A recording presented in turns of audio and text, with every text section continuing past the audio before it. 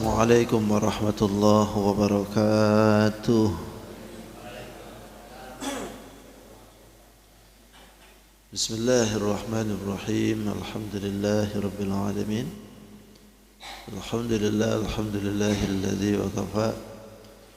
Wassalatu wassalamu ala asyrafil anbiya'i wal mustafa sayyidina Muhammadin wa ala alihi wa ashabihi ahli sidqi wal wafa. Qala rabbi syrah li sadri wa yassir li amri wahlul 'uqdatam min lisani yafqahu qawli. Subhanaka la ilma lana illa ma 'allamtana innaka antal alimul hakim. Waqad qala Allah ta'ala fi kitabihil karim fi suratul Baqarah min ayat di 284.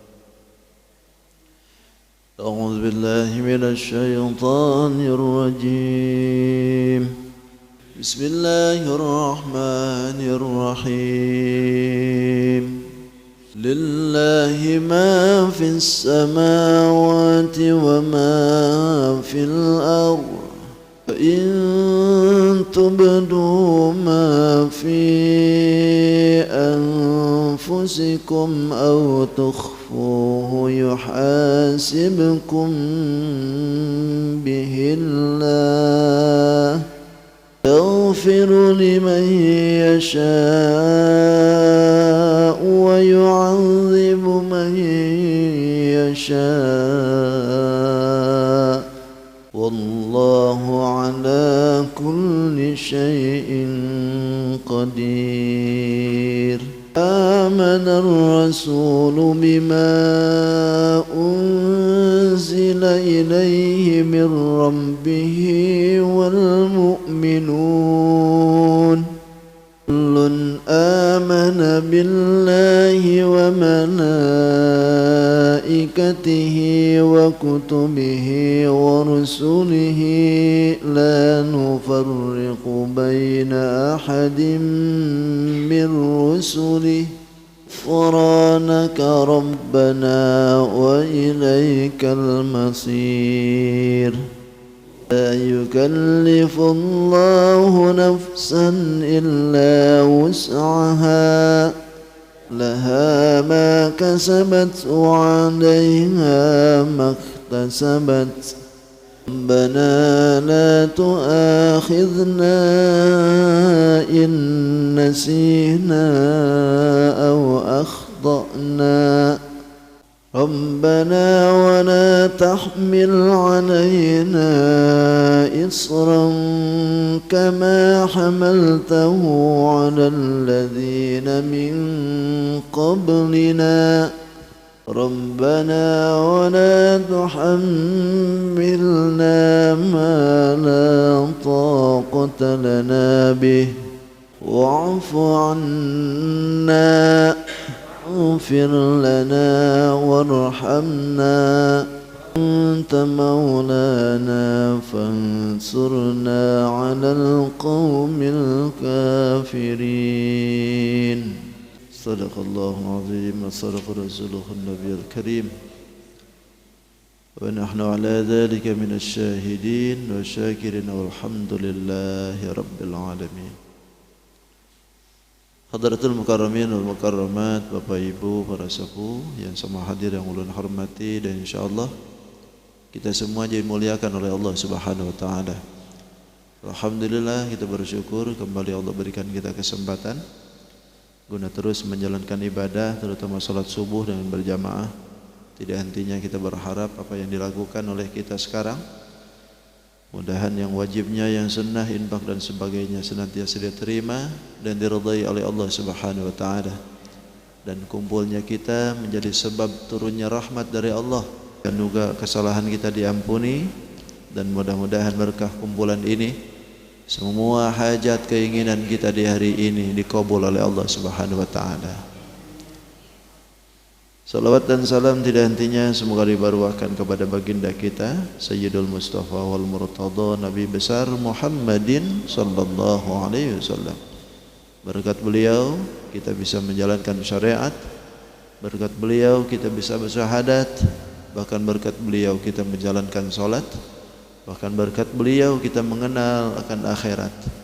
Yang mudahan tercurahkan juga salawat dan salam kepada keluarganya, para sahabat, tabi'in, para tabi'ut tabi'in, sampai kepada kita yang kumpul khususnya di tempat ini. Nanti semua kita diaku sebagai umatnya. Amin. Amin ya rabbal alamin. Bapak Ibu yang dirahmati Allah, masuk ke pengajian fase akhir ini ya. Tinggal 3 ayat lagi nih dari suratul Baqarah.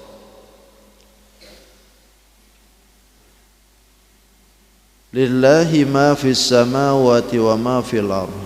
Ini saya rasa ini ayat hafal semua ya. Insyaallah ya. Kalau enggak hafal harus dihafalin nih. Karena sering kita pakai di wiridan ini. Sering kita baca.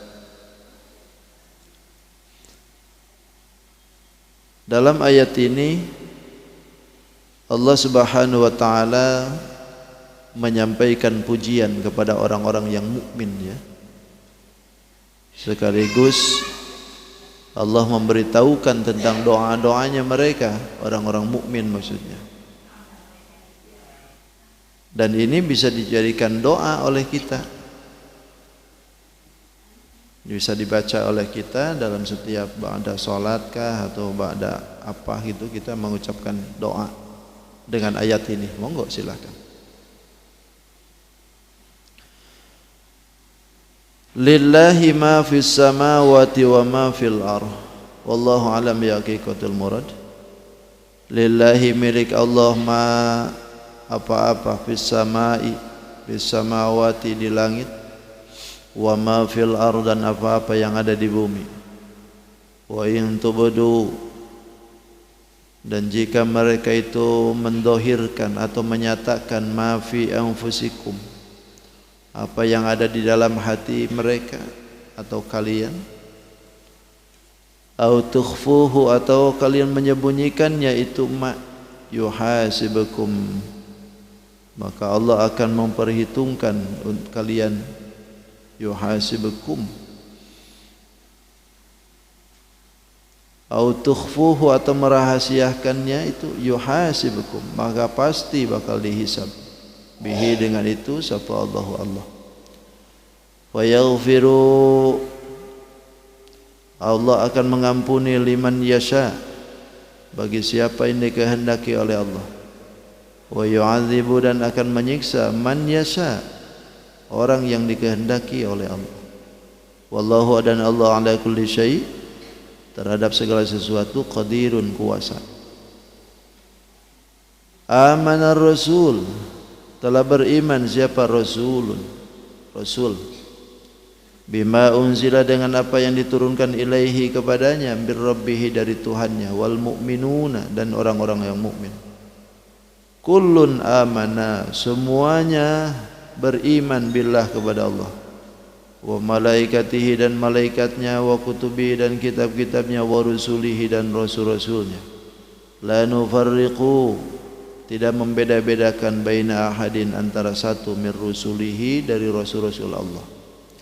Wa qalu, dan mereka berkata, sami'na, kami dengar, wa ata'na, dan kami taati. Ghufranaka rabbana, moga engkau mengampuni, ghufranaka, mengampuni engkau, rabbana, wahai Tuhan kami, wa ilaika, dan kepada engkaulah, al-masiru, tempat kembali. La yukallifullah, Allah tidak akan membebani nafsan, satu diri, illa wus'aha, kecuali atas dengan kesanggupannya. Laha, baginya, ma, pahala, kasabat, yang dia usahakan, wa alaiha, dan bagi dia, bagi diri itu nafsan, ma, dosa, iktasabat, yang dilakukan, yang diusahakan. Rabbana, wa Tuhan kami, la tu'akhidna, janganlah engkau siksa kami, in nasina, jika kami lupa, au akhtana, atau kami tersalah. Rabbana, wa Tuhan kami, wala tahmil, janganlah engkau bebani, alaina, kepada kami, isran, satu beban yang berat, kama hamaltahu sebagaimana engkau bebankan itu ma 'alal ladzina terhadap orang-orang min qablina sebelum kami. Rabbana wa Tuhan kami wala tuhammilna dan jangan pula engkau bebani kami ma perkara-perkara la taqata lana yang tidak mampu kami bihi dengan itu. Wa'fu anna berilah maaf pada kami, waghfir lana ampunilah kepada kami, warhamna dan rahmatilah kami. Anta engkau maulana penghulu kami, fanzurna tolonglah kami, alal qaumil kafirin untuk mengalahkan kaum yang kafir. Wallahu a'lam bishawab. Mudah tamat ya? Tamatkan hari ini nih. Insyaallah. Insyaallah. Lillahi ma fis samawati wa ma fil ardh. Kata Allah milik kami ma fis samawati wa ma fil ardh. Apa yang ada di langit dan apa yang ada di bumi milik kami kata Allah. Bukan milik kita. Apa ada yang di bumi itu milik Allah semuaan sebetulnya.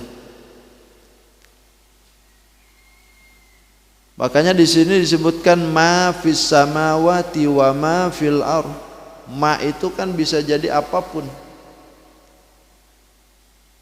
Mau batu kah, mau pohon kah, mau air kah, mau tanah kah, itu semuanya milik Allah.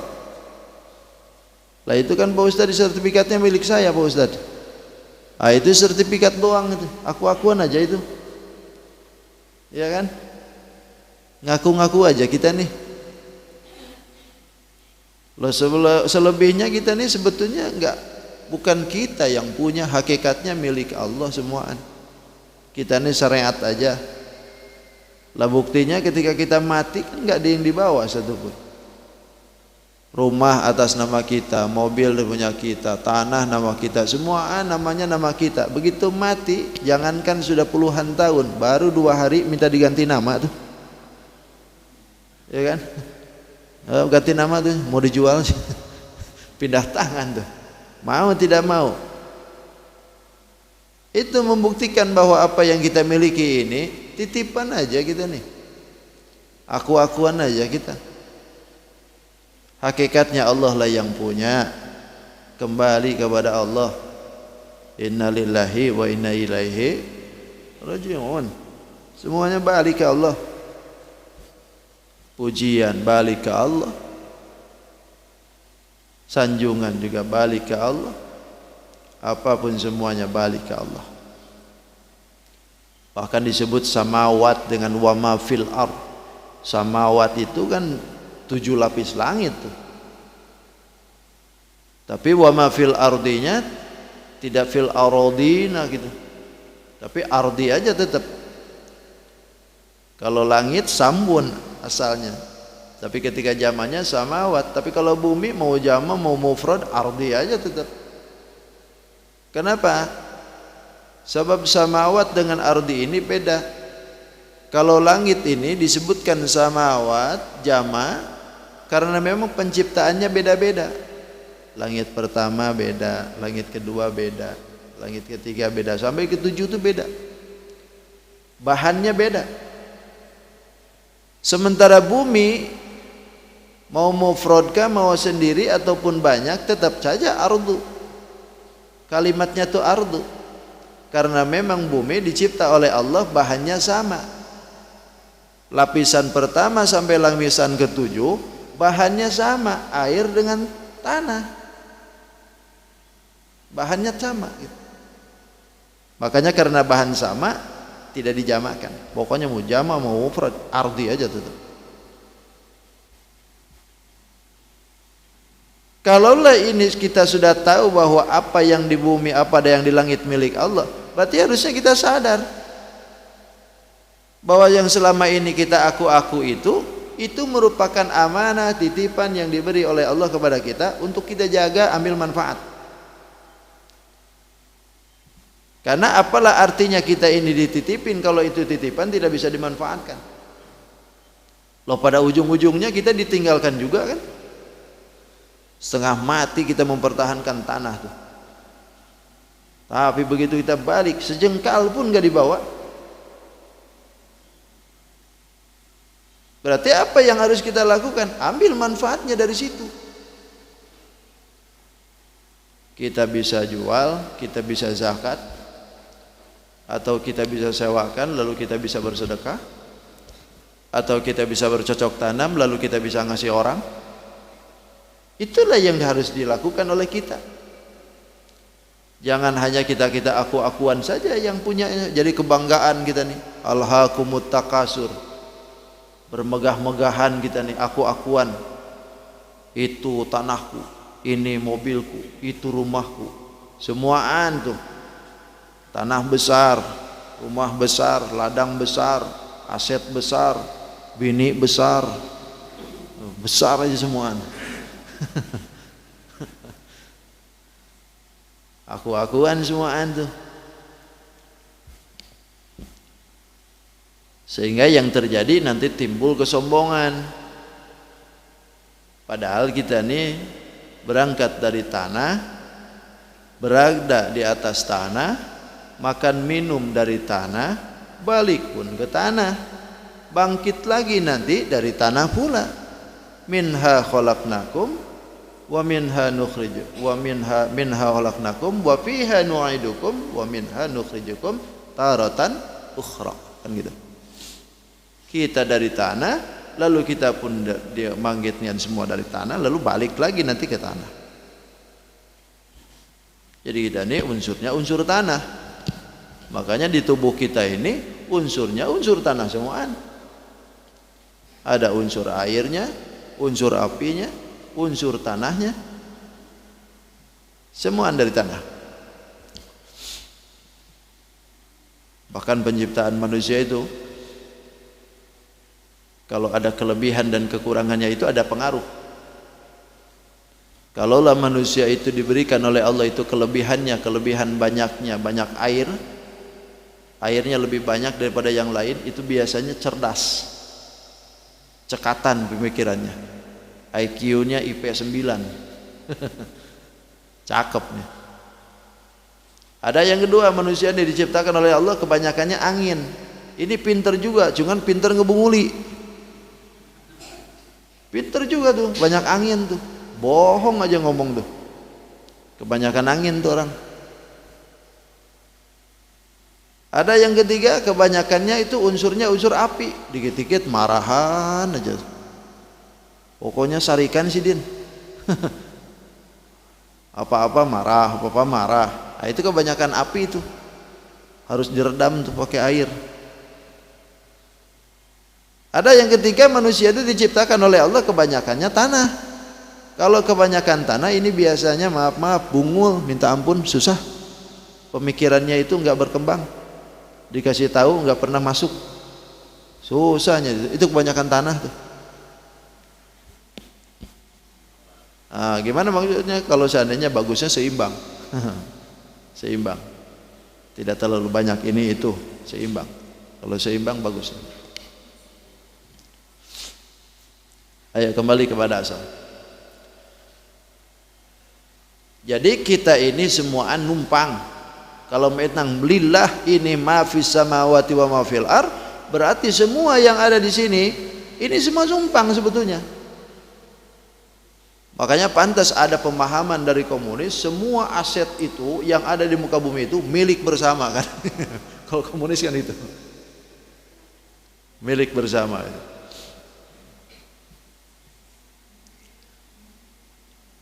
Jadi kita nih syariat saja sebetulnya.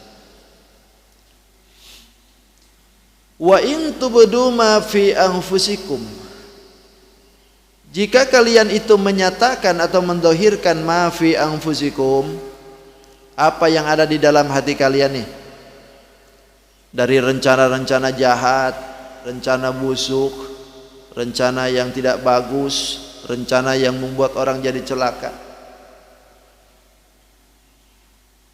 au tukhfuhu, atau kalian sembunyikan apa yang ada di dalam hati itu, yuhasibukum bihillah, maka pasti Allah akan hisab kalian. Apa yang kita sembunyikan dalam hati, apa yang kita dohirkan dalam hati itu, semuanya akan dihisab oleh Allah.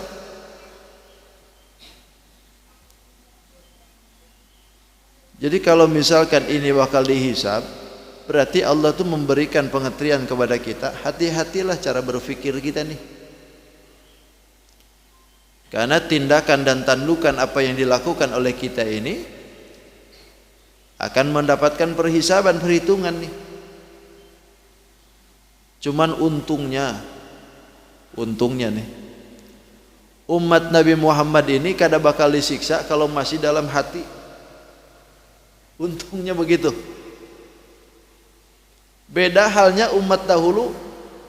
Kalau umat dahulu itu ketika dia bergerak dalam hati itu mau busuk, mau melakukan perbuatan jelek, dalam hatinya sudah ditulis dosa tuh.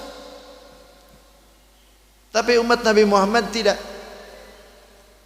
Bahkan dalam hadis disebutkan, innallaha tajawaza li an ummati ma hadasa bihi anfusiha ma lam takallam au taf'al.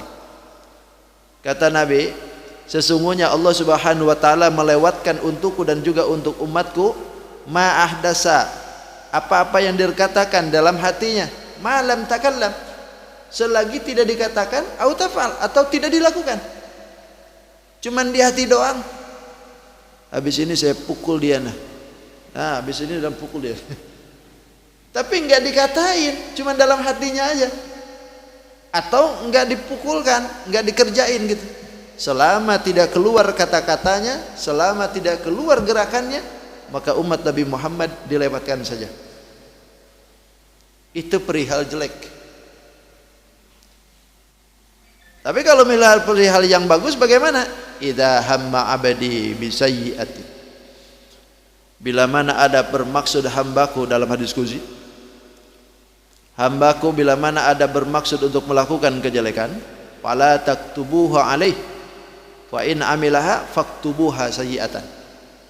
Kata Allah di dalam hadis qudsi menyebutkan, bila mana hambaku mau berbuat sesuatu kejelekan dalam hatinya nih, fala taktubuha, maka jangan dulu engkau tuliskan pada malaikat nih. Jangan dulu engkau tuliskan itu kejelekan. Fa in amilaha faktubuha sayyi'atan. Maka jika dia melakukannya, maka tulislah itu kejelekan. Kalaulah sampai dilakukan dengan apa yang ada dalam hati itu, tulis, kata Allah.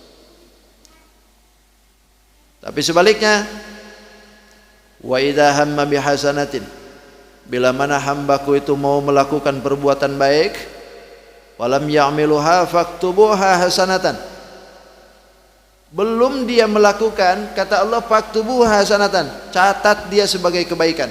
Fa in amilaha faktubuha asyran, dan bila mana dilakukan, maka tulislah untuk kelakuan yang baik itu asyran, 10 kebaikan.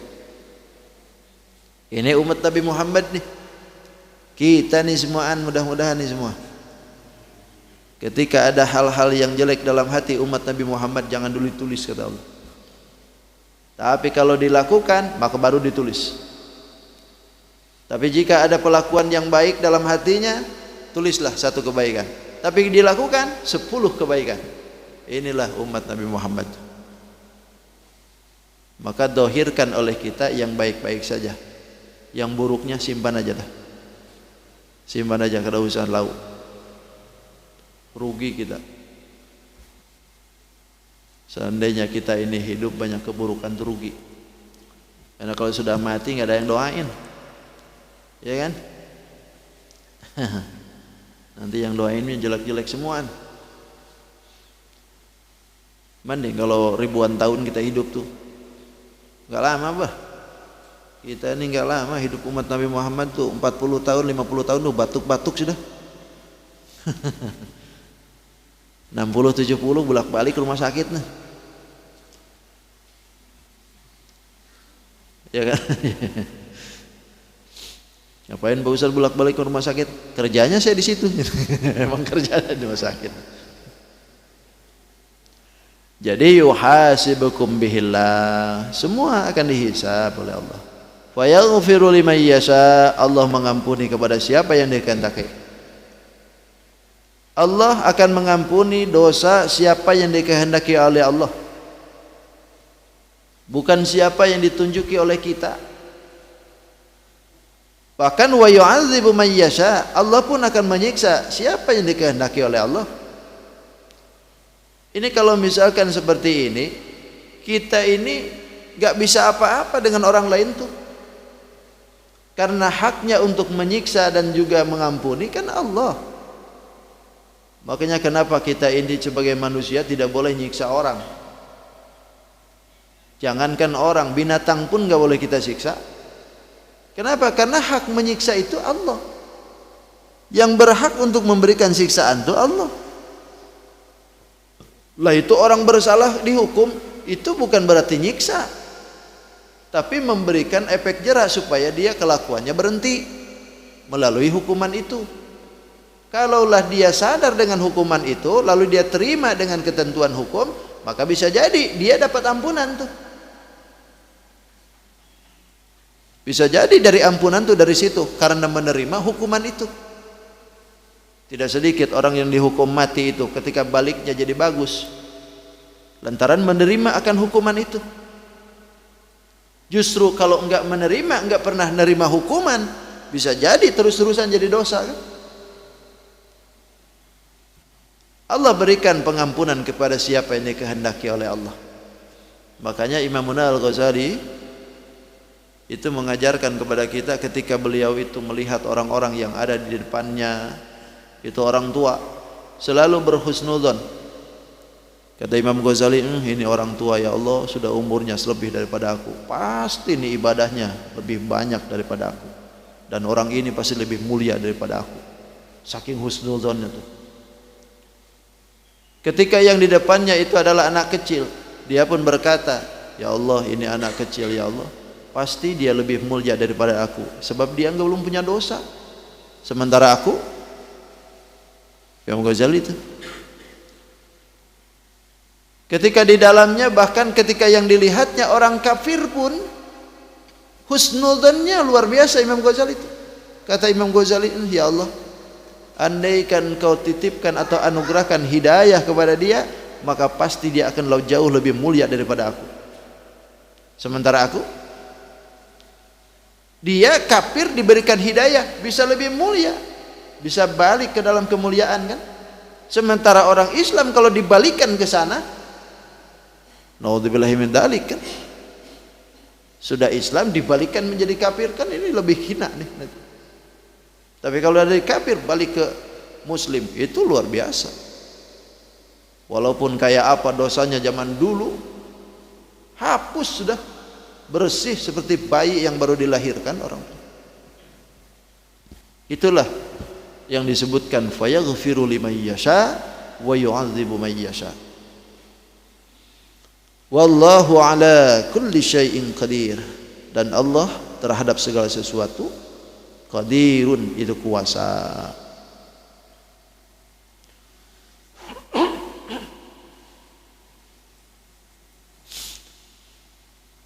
Ketika ayat ini turun, yang menyebutkan lillahi ma fis samawati wa ma fil ard wa in tubdu ma fi anfusikum aw tukhfuhu yuhasibukum bihillah wa yaghfiru liman yasha wa yu'adzibu man yasha wallahu ala kulli syai'in qadir. Nabi itu mengatakan bahwasanya wa bihaqqillahu ayyumina, memang seharusnya kita ini beriman dengan itu, memang seharusnya kita itu terima. Lalu kata Allah, amanar rasulu bima unzila ilaihi min rabbih wal mu'minun. Ini ayat dimahmulkan sebetulnya. Ini kembali kepada persoalan yang tadi ya. Fayaghfiru liman yasha wa yu'adzibu man yasha. Ada yang menyebutkan bahwa hadhil ayatu mahmulatun ala man mata musliman asiyan la man mata kafiran. Ini ayat itu dipikulkan atau ditujukan kepada mereka Yang mana ini mereka itu orang muslim mati dalam keadaan ada maksiat. Jadi bahasa fayaghfiru liman yasha wa yu'adzibu man yasha itu ditujukan kepada orang muslim yang mati masih ada maksiat. Bukan orang yang kafir matinya dalam keadaan kafir. Karena kalau orang kafir mati dalam keadaan kafir, enggak berlaku nih. Tetap aja dia kafir. Bagaimana kalau misalkan yang kafir ini adalah anak-anak? Apakah masih berlaku ayat seperti ini? Orang yang mukmin dengan yang kafir, ketika dia mati dalam keadaan anak-anak, tentu ada dua pemahaman. Pertama, wal mu'minuna, orang yang mukmin itu ketika dia itu mati dalam keadaan masih kecil, maka dunia akhirat dia tetap dihukumi mukmin. Sementara anak-anak yang kafir, ketika dia mati dalam keadaan masih anak-anak, maka hukum dunianya kafir, tapi hukum akhirat dia mukmin. Jadi mu'minuna fi ahkamid dunya, al-kafiruna fi ahkamid dunya, wal mu'minuna fi ahkamil akhirah. Sementara orang yang mukmin itu dunia akhirat dihukumi mukmin. Kenapa orang kafir itu dihukumi kafir dunianya? Sebab dia tidak keluar daripada rahimnya orang yang beriman. Dihukumi tetap jadi kafir. Tapi hukum akhiratnya mukmin karena belum ada dosa. Itu. Dari mana keterangannya Pak Ustaz? Bisa dibuka dalam kitab Bughyatul Murtasyidin. Ahkamul atfalul mu'min mu'minuna fid dunya wal akhirah. Wa atfalul kufar kufarun fi ahkamid dunya mu'minuna fi ahkamil akhirah. Anak-anak yang mukmin maka dia dikategorikan hukumnya mukmin dunia dan akhirat. Sementara anak-anak yang kafir maka dia dihukumi kafir urusan dunia tapi urusan akhirat dia mukmin. Jadi ini dimakmulkan ke situ. Amanar rasulu bima unzila ilaihi min rabbih.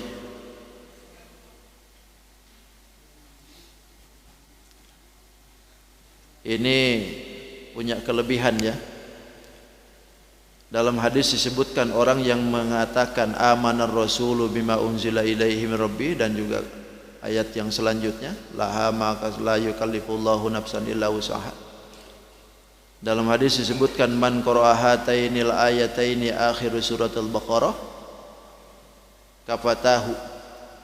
Siapa orang yang membaca dua surat yang akhir daripada surat Al-Baqarah, kafatahu, maka itu mencukupi.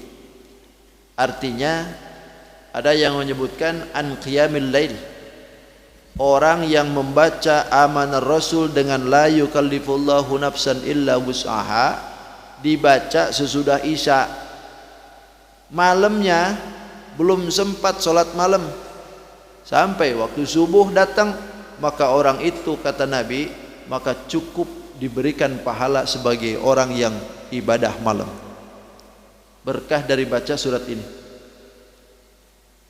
Tahajud ndak, sholat malam ndak, cuman sebelumnya baca surat ini amanar rasulu bima unzila ilaihi min rabbih sampai la yukallifullahu nafsan illa wus'aha sampai beres, maka seolah-olah dia melakukan sholat malam di malam itu. Padahal sholat malamnya enggak. Hanya dengan baca surat ini. Tapi jangan karena surat ini ada lalu baca surat ini doang, sholat malamnya enggak pernah. Tetap sholat malamnya lakuin juga.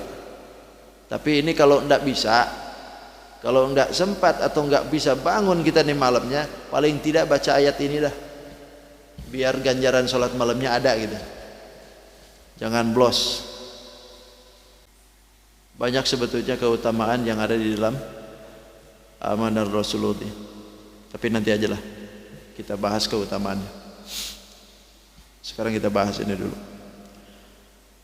Amanar rasul, telah beriman rasul. Siapa yang dimaksudkan rasul ini? Tidak ada lagi, adalah baginda kita Nabi Muhammad sallallahu alaihi wasallam. Nabi Muhammad telah beriman, kata Allah, bima unzila ilaihi mir rabbih, dengan apa yang diturunkan kepadanya dari Tuhannya, yaitu Quran. Wal mu'minuna, dan juga orang mukmin. Artinya orang mukmin dengan Nabi Muhammad sama-sama telah beriman dengan Quranul Karim. Kalaulah Nabi kita itu sudah beriman, maka harusnya kullun, semuanya pun juga amanah, beriman juga. Kullun amanah, semuanya juga amanah billah, beriman kepada Allah, wa malaikatihi, dan malaikatnya, wa kutubihi, dan kitab-kitabnya. Kalau kitabun, satu kitab, kutubun, kitab-kitab, banyak kitabnya yang diturunkan, iman semuaan ke situ. Wa rusulih, dan juga rasul-rasulnya. Kalau rasulun satu utusan, rusulun semuaan, rusul-rusulnya banyak. Jadi Nabi Muhammad dengan orang yang beriman itu telah beriman kepada Quran, beriman kepada Allah, malaikat, percaya dengan kitab-kitab, bahkan percaya dengan rasul-rasulnya semua. Bahkan la nufarriqu baina ahadim mir rusulih, tidak membeda-bedakan satu sama lain daripada utusan itu. Orang yang mukmin itu punya prinsip tidak membedakan para rasul, sebagaimana yang terjadi kepada Yahudi dengan Nasoro. Kalau Yahudi dengan Nasoro kan mereka membeda-bedakan nabi. Orang Nasoro dia hanya mengidolakan Nabi Isa, yang lainnya disikat habis, dikafirkan ibaratnya. Sementara orang Yahudi dia mengidolakannya Nabi Musa alaihissalam, Nabi Ibrahim alaihissalam, Nabi Yakub alaihissalam. Sementara yang lainnya tidak diaku. Semua mereka beda-bedakan itu. Tapi kita sebagai umat Nabi Muhammad tidak membeda-bedakan. Nabi Isa, Nabi Musa, semuanya kita muliakan bahwa itu adalah Nabi Allah juga. Kita sebut-sebut, kita doa-doa. Karena itu bagian dari Nabi Allah yang wajib kita percayai adanya. Kita tidak membedakan. Yang membedakan itu justru Allah sendiri. Pangkat kenabiannya dibedain oleh Allah. Ada yang diberikan keistimewaan yang ini, ada yang itu. Semuaan Allah yang beritahu. Kalau kita sendiri tidak membeda-bedakan. La nufarriqu baina ahadim mir rusul.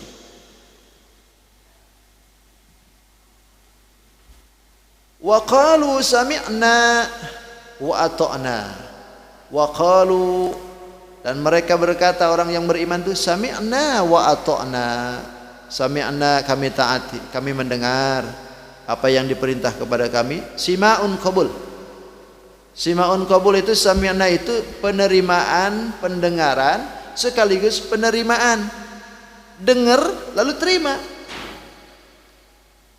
Makanya wa ata'na, dan kami taati, bukan sami'na wa asoina sebagaimana yang terjadi kepada orang-orang yang dulu. Ketika mereka diberikan amanat, diberikan perintah, mereka itu sami'na, mendengar perintahan itu, tapi wa asoina itu malah jadi kufur, malah jadi ingkar. Kalau kita tidak, kita ini umat Nabi Muhammad yang selalu sami'na wa ata'na. Ketika ayat ini turun, sahabat banyak yang gerah. Artinya gerah itu banyak sahabat yang mengeluh dengan apa yang ditujukan dari ayat ini. Kalau bahasa kita itu, ya Rob, wahai Tuhan kami, ya baginda Rasul, kita ini kan sudah dibebani banyak, disuruh sholat, disuruh puasa, disuruh haji, disuruh perang, disuruh berinfak. Itu kan semua berat bagi kita. Sementara sekarang sesuatu kepada dia, kecuali dia itu sanggup untuk membebani itu. Nah, ini ayat diturunkan oleh Allah Subhanahu wa taala untuk menghilangkan kegundahan itu. Sehingga kalau seandainya sahabat itu berat pada waktu itu, Allah hilangkan dengan kalimat ini. Makanya berkat daripada la yukallifullahu nafsan illa wus'aha, hukum syariat yang begitu berat itu ada pertimbangan.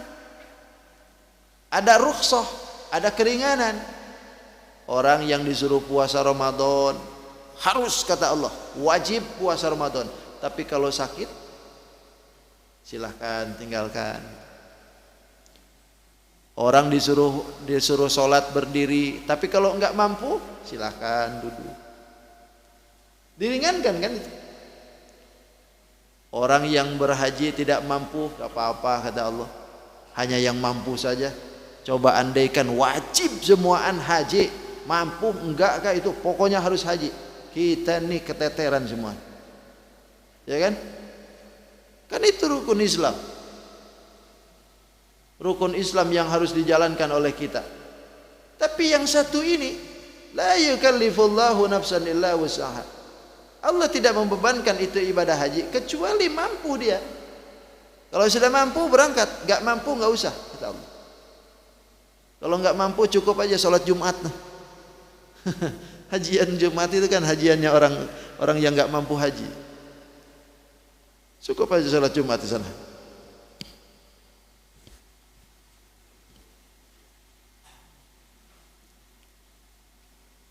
Bahkan di dalam syariat kita itu, innallaha wada'a an ummatil khata'a wan nisyana wa mastaqrihu alaih. Sesungguhnya Allah Subhanahu wa taala menghilangkan dari umatku itu perkara dianggap sulit untuk kita. Pertama adalah al-khata', kesalahan. Perkara yang dilakukan tersalah. Harusnya dilakukan begini tapi ini begini, itu dimaafkan tuh. Untuk umat Nabi Muhammad, kesalahan. Bahkan ketika membunuh orang aja, kalau salah kan nggak terlalu berat kayak yang disengaja. Tersalah, Allah lewatkan itu semuaan. La yukallifullahu nafsan illa wus'aha. Kalaulah kesalahan itu pun harus ditanggung dengan kisos, waduh, umat Nabi Muhammad nih bahaya juga. Tapi kan tidak. Yang wajib dikisos ada mereka-mereka yang sengaja menghilangkan nyawa orang. Tapi kalau enggak sengaja, tidak. Yang kedua nisyan, lupa. Orang yang lupa diampuni oleh Allah. Kita sholat harus 2 rakaat kalau subuh. Lah ini 3 rakaat. Yang satunya gimana? Nisyan. Lewat saja sudah. Hadiahan tuh 1 rakaat. Bonus. Sholat duhur 4 rakaat ini jadi 5. Yang satunya gimana Pak Ustaz? Gak usah dihitung. Nisyan. Bonus. Enggak cukup gitu. Enggak masuk hitungan tuh. Dilewatkan. Lalu yang ketiga, wa mastakrihu alaih. Dilewatkan dari umatku itu perkara yang dipaksa. Orang Ramadan disuruh puasa, ada orang yang maksa suruh buka, lalu sampai buka nggak batal tuh. Kenapa? Lo dipaksa. Orang dipaksa nggak batal. Itulah keutamaan umat Nabi Muhammad. La yukallifullahu nafsan illa wus'aha. Kalau umat dulu, pokoknya dipaksa apa kehendak sendiri, tetap aja jadi dosa. Kalau umat dulu. Makanya ayat ini tuh seolah-olah menasah, menghapus kegundahan yang ada di sahabat. Dan untuk kita juga sebetulnya, Allah tidak akan membebani kita dalam hukum syariat yang berat kecuali kita mampu untuk melaksanakan itu. Nabi Muhammad menyuruh kita puasa Senin Kemis. Lah kalau mampu silahkan, kalau enggak masalah. Kan gitu. Sekarang sebentar lagi kita mau kurban. Nah, kalau mampu jalankan, kalau enggak masalah. Kan gitu.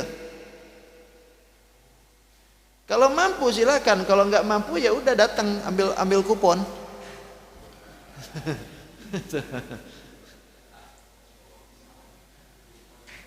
Kan gitu.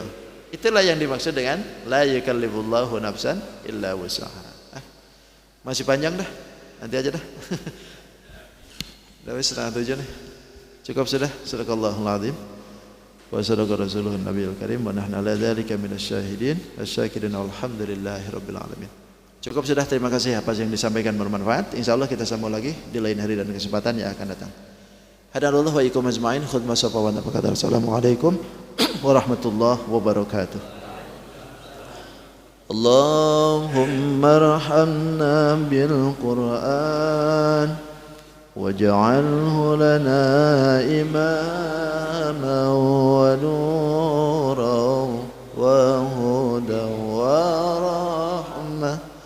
Allahumma dhakkirna minhu ma nasina wa 'allimna minhu ma jahilna warzuqna tilawatahu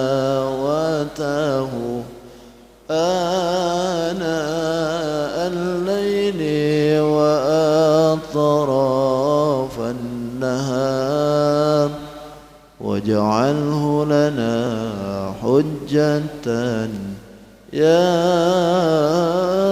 rabbal alamin. Taqabbalallahu wa minkum. Subhanakallahumma wa bihamdika asyhadu an la ilaha illa anta astaghfiruka wa atubu ilaik.